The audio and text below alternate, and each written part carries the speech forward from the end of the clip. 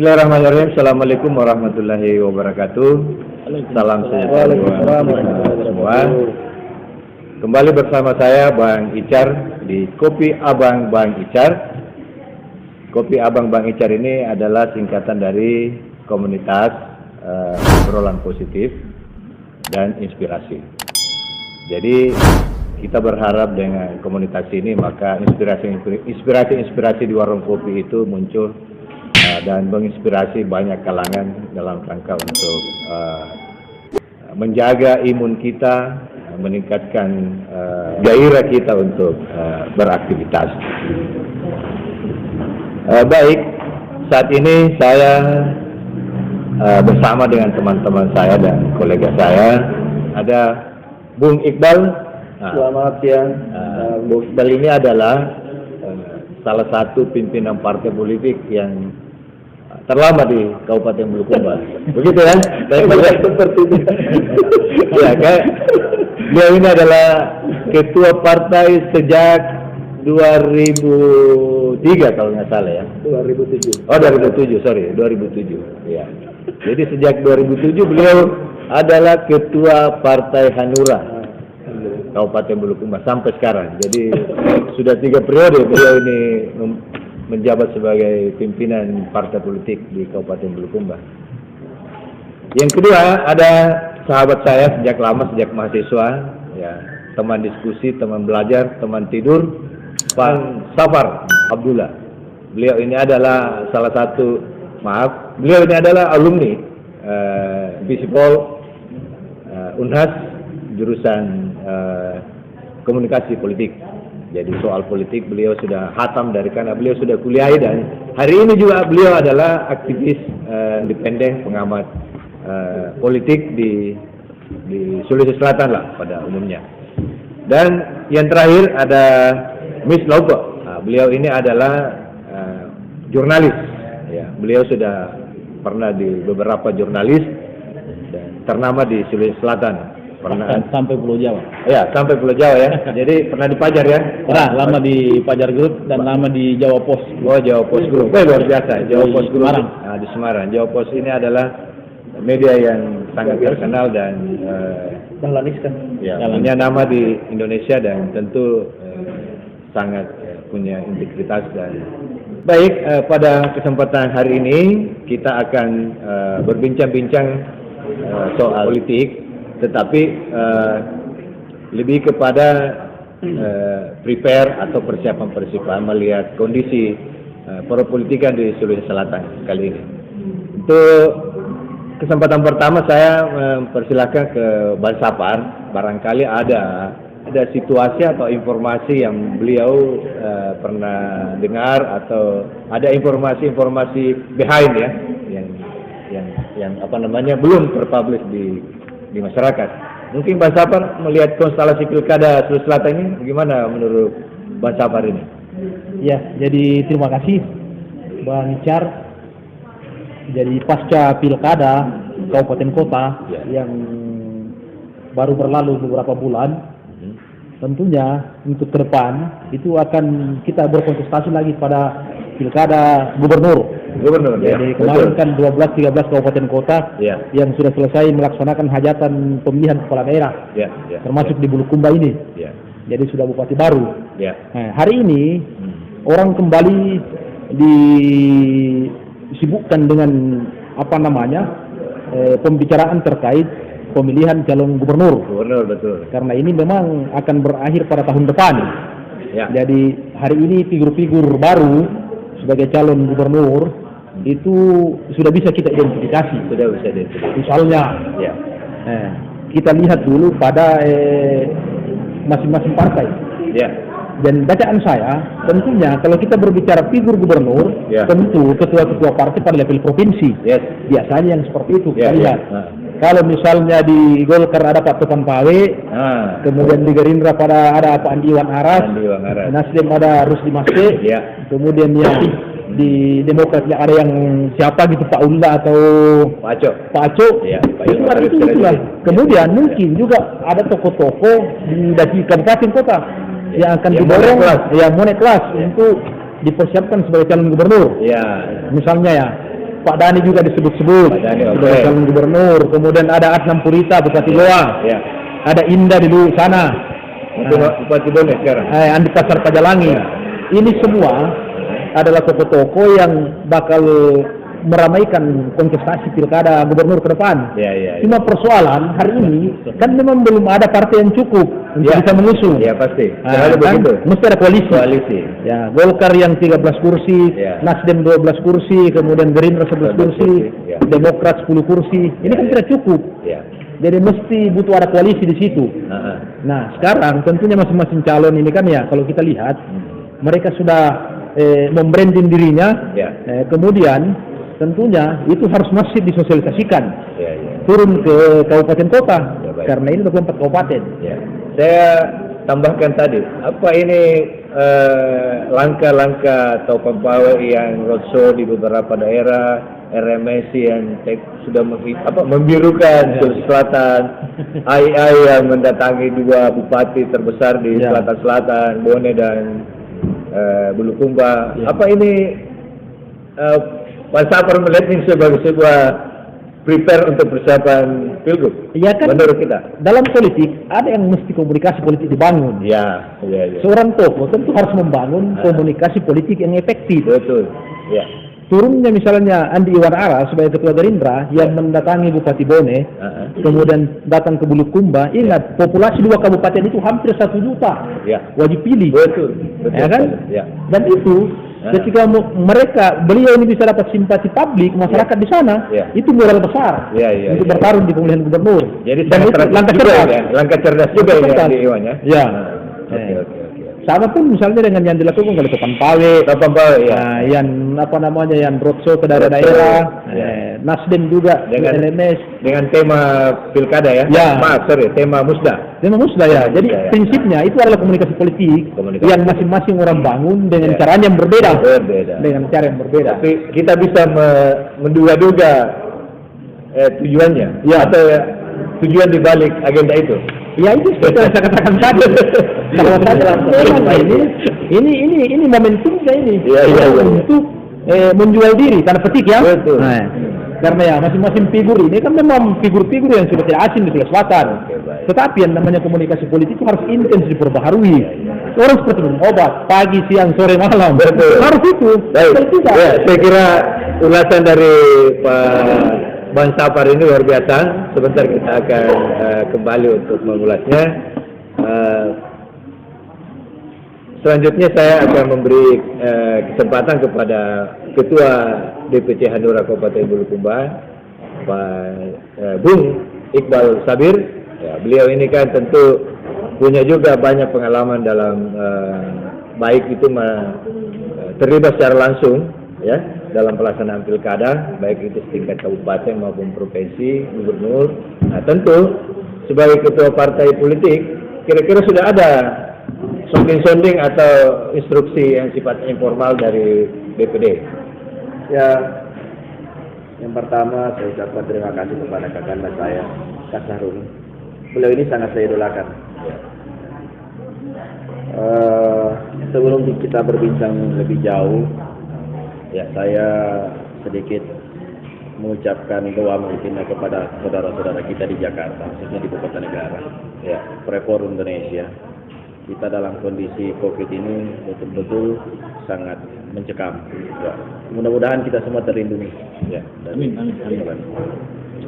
Kembali kepada penyampaian tadi Kakanda Kak Sahrul ini terkait mengenai masalah politik di Partai Hanura. Kami menjawab dengan jujur bahwa hari ini belum ada konsolidasi. Belum ada yang konsolidasi. Mungkin malu-malu kucing karena kita di Partai Hanura. Kok bisa begitu? Karena kita cuma 1 kursi. Gitu ya. Iya. Biasanya kalau koalisi kita kecil, kita merujuk kepada hasil pilpres kemarin.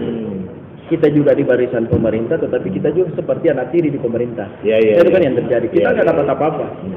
Itu yang menjadi kalau kita di Partai Hanura seperti itu. Kalau ada instruksi itu pasti kita wajib lakukan, tidak bisa tidak. Yang paling pasti di Partai Hanura adalah beda dengan Partai Gerindra dan partai lain yang sudah lolos PT.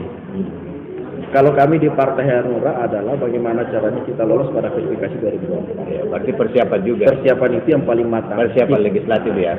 Kita tidak berpikir dulu kepada arah-arah yang Pilkada juga masih jauh. Masih jauh. Belanda masih jauh. Belanda masih jauh. Kalau persoalan regional Sulsel pasti itu Ya. sepakat dengan Kakanda Bang Sapar bahwa itu ranahnya provinsi. Ya. Tapi kalau kita di daerah diminta tanggapan, minta pertimbangan untuk bekerja dan masif, itu pasti kewajiban kita sebagai kader. Ya. Jadi Kakanda, saya rasa malah bincang-bincang pada siang hari ini yang kita tidak duga tiba-tiba natural saya rasa, dan ini membawa positif ke politik Bulukumba. Ini adalah langkah-langkah cerdas khususnya kita di partai politik yang bukan hanya momentum ini kita lakukan di setiap ada event pilkada, pesta demokrasi. Ya. Tetapi kita ini selalu mengulas biar masyarakat juga pendidikan politik, ya kan? Mengarahkan kepada pikiran-pikiran positif soal pilkada. Bahwa tujuan politik partai politik itu naturalnya adalah untuk kesejahteraan rakyat. Kan golongan atau tidak pribadi. Jadi pimpinan partai politik itu bercita-cita selalu mau mensejahterakan rakyat. Kalaupun ada yang salah berarti itu adalah oknum. Iya. Saya kira tidak salah beliau ini. Empat periode jadi ketua DPC. Iya.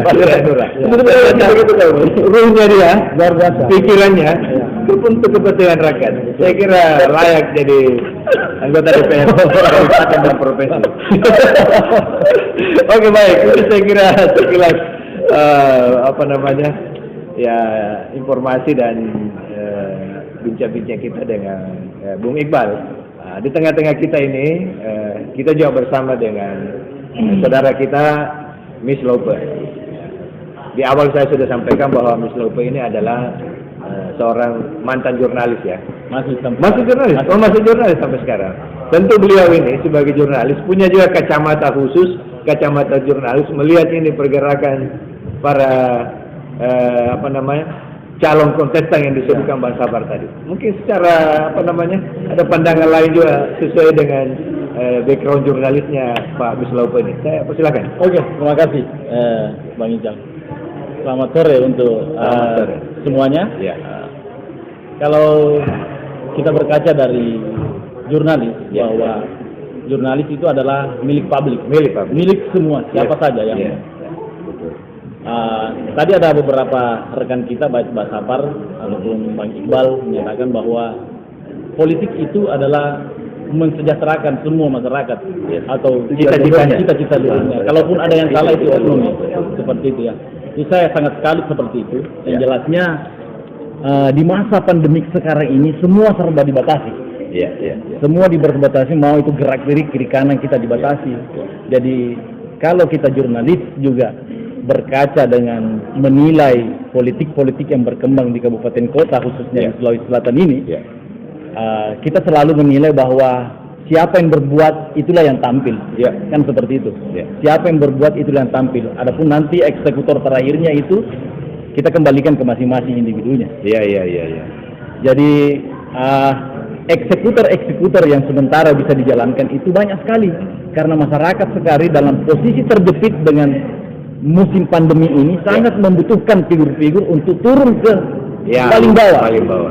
Jadi mereka masyarakat sekarang menunggu. Jadi posisi pemerintah hari ini mestinya selain daripada ada agenda tersembunyi atau agenda di luar daripada agenda sesungguhnya, mestinya sudah dipikirkan juga solusi terhadap masa pandemik ini ya. Apapun itu nantinya di partai politik dia mau apapun, yang jelasnya masyarakat sekarang menunggu. Karena masyarakat sekarang dalam posisi terjepit. Mau jualan juga dibatasi, mau berdagang juga dibatasi, semua serba dibatasi. Karena banyak juga yang mengatakan bahwa pandemik itu tidak ada. Itu kita bisa menyampingkan, tapi ada yang sakit, ada yang meninggal. Jadi kalau elit-elit politik ini tidak turun ke masyarakat, sangat harus punya solusi terhadap kondisi harus tidak boleh tidak harus. Mungkin seperti itu barangkali yang saya bisa gambarkan. Baik, saya kira luar biasa Pak Mislope ini melihat saudara kita memberi saran dan masukan kepada stakeholder sesungguhnya bahwa agenda politik boleh jalan, tapi ingat ada agenda ini yang kita harus carikan solusi. Ada situasi di mana kita harus keluar dari situasi ini. Betul. Itu situasinya adalah pandemik COVID-19. Ya, ini saya kira yang bagi pemangku kebijakan dalam hal ini stakeholder pemerintahan, ya, sudah harus punya solusi terhadap kondisi-kondisi yang dialami oleh masyarakat. Ya, apalagi sekarang tidak ada jaminan bahwa pandemi akan berakhir sampai kapan. Ya, tidak ada yang bisa jamin. Ya, karena kemarin tahun lalu kita sudah mau merasakan bahwa sudah mau masuk vaksin, sudah ada di vaksin, tiba-tiba ada lagi varian baru, ya. Betul lagi varian. Dan ini varian barunya tiba-tiba jadi 3, ya. Ada Delta, Kappa, apa lagi satu tuh. Jadi tiba-tiba menjadi 3 varian ini. Jadi semakin semakin tertantanglah pemerintah ini untuk mengantisipasi pandemi hari ini. Harus mencarikan jalan keluar terhadap situasi hari ini. Baik, saya kira terima kasih bincang-bincang siang hari menjelang sore ini di salah satu kafe ternama di Kabupaten Bulukumba ini. Semoga saja bincang-bincang kita kali ini bersama dengan Bang Sapar, Bung Iqbal dan Bung Mislaupe ini betul-betul memberikan pendidikan politik, bisa menjadi inspirasi bagi banyak kalangan untuk tetap optimis dan menjadi penambah imun lah di masyarakat kita. Amin. Oke, baik. Pada kesempatan hari ini kembalikan ke Pak Bung Sapar. Mungkin ada closing statement yang ingin disampaikan. Ya, silakan. Jadi terkait pilkada, saya kira memang saat ini para calon-calon kontestan harus turun. Di tengah pandemi yang saat ini sedang melanda kita punya negeri ini, negara. Karena itu adalah merupakan juga tanggung jawab sebagai elit-elit partai politik yang juga elit-elit pemerintahan. Jadi ini wajib mereka turun. Jangan hanya pada saat mereka mau pilkada mereka rajin turun. Jadi kuncinya adalah mereka tidak boleh tidak turun. Wajib turun, mau sosialisasi maupun membawa program kerja selaku pemerintah. Saya kira demikian. Baik dari saya. Baik, luar biasa. Saya kira harapan dan harapan dari Bang Sapar untuk stakeholder kita di pemerintahan, baik di tingkat provinsi, kabupaten, kota, dan seluruh pemerintahan yang sampai ke tingkat bawah, ya, saya kira. Bu Iqbal, mungkin ada closing statement atau pandangan terakhir sebelum kita selesaikan diskusi ringan kita ini? Terima kasih, saya ada 2. Yang pertama saya sarankan kalau terkait mengenai masalah pilgub yang akan kita hadapi bersama. Kalau bisa ini menjadi salah satu kesepakatan partai politik untuk diajukan kita kepada KPU terkait mengenai masalah pencoblosan kelak. Pencoblosan. Kalau bisa kita nggak usah lagi ke TPS coblos, hanya berkerumun. Mantap. Saya kira ini pakai sidik jari atau apa? Itu ada 2 sisi yang diuntungkan. Pertama mungkin mengenai masalah hemat biaya. Kedua terkait mengenai masalah bagaimana mengantisipasi penyebaran COVID. Itu yang pertama. Yang kedua adalah terkait mengenai masalah anggaran COVID yang sudah sangat besar. Bayangkan sejak COVID ada ini sudah 1.000 triliun lebih, Pak. Khusus PPKM ini kurang lebih 225 triliun yang menghabiskan uang negara. Jadi melalui forum ini, pada kesempatan ini saya meminta kepada siapapun yang melihat tayangan ini, saya mengetuk hati sanubari kita semua untuk bagaimana caranya, bagaimana anggaran ini tidak terlalu terkikis. Minimal menjaga diri kita masing-masing, betul-betul protokol COVID itu kita laksanakan, karena anggaran juga makin besar, yang dirugikan adalah rakyat kita sendiri, kita semua sendiri yang merasakan. Jadi 2 poin ini yang menurut saya harus tersampaikan kepada teman-teman, mudah-mudahan sampai ke atas dah. Itu mungkin kakak ini yang saya perlu tambah. Saya kira salah satu usulan dan ide cerdas bahwa pemilu ke depan itu sebisa mungkin ada yang melakukan pinjar pinjar atau model lain yang tentu lebih efektif sehingga bisa mengantisipasi kerumunan-kerumunan, terjadinya kerumunan-kerumunan. Saya kira ide yang sangat brilian, dan ini kita kita akan salurkan kepada KPU untuk dipikirkan ini bagaimana solusinya supaya pemilu ke depan itu sudah harus dipikir supaya tidak terlalu berkerumun.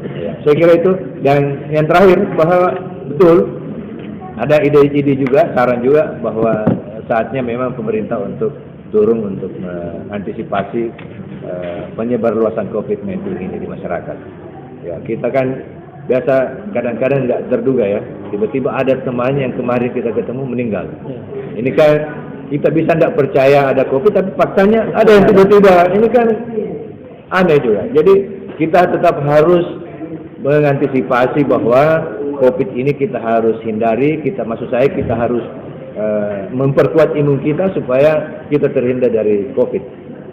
Dan terakhir, closing statement dari Bung Miss Laupa, saya persilakan. Ya, kalau di mata jurnalistik sebenarnya kita hanya simpel saja sih. Ketika masyarakat sudah turun, kita sangat menghimbau kepada elit-elit politik ataupun siapapun dari pemerintahan terkait dengan musim pandemi ini, sekiranya bisa mengambil tindakan yang real, seperti kemarin tahap pertama, tahap kedua. Kita kan tahap pertama sampai tahap kedua ini selalu kita lockdown setengah-setengah. Oh, lockdown setengah-setengah. Pemerintah itu selalu melockdown setengah-setengah. Dilarang menjual, akhirnya menjual setengah hari, setengah jam.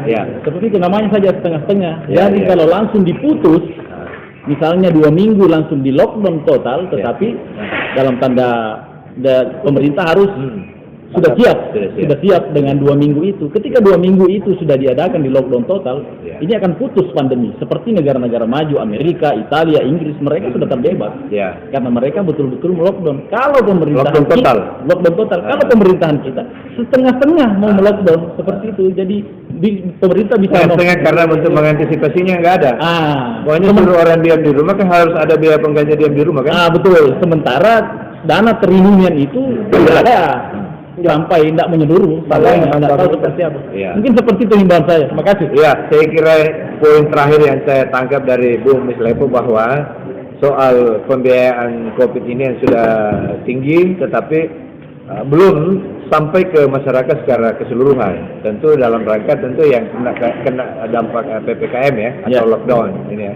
Jadi semua yang kena lockdown atau PPKM mestinya kan harus ada biaya diam di rumah atau kompensasi, stay di rumah, kompensasi ada kompensasi. Ya, itu saya kira perlu juga secara terbuka pemerintah untuk sampaikan dan salurkan saya kira kepada masyarakat.